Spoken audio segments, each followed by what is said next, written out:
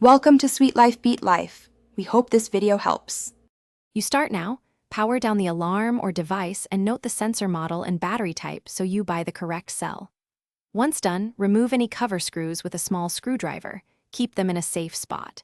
Make sure to lay the sensor on a soft cloth to avoid scratches and observe battery polarity, plus versus minus, so you can install the new one correctly.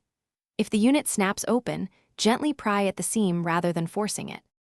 You now remove the old cell carefully. If it's tight, use needle nose pliers on the battery edge while protecting contacts.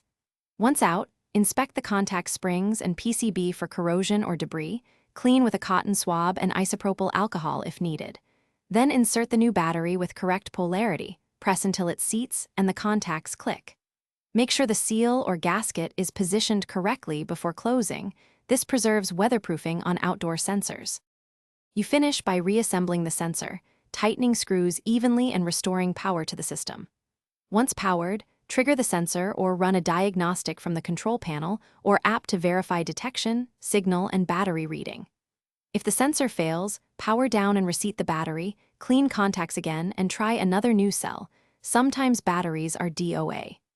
If problems persist, inspect solder joints and replace the sensor or contact manufacturer support. Document model and serial before calling. Thanks for watching. Consider subscribing if we helped you.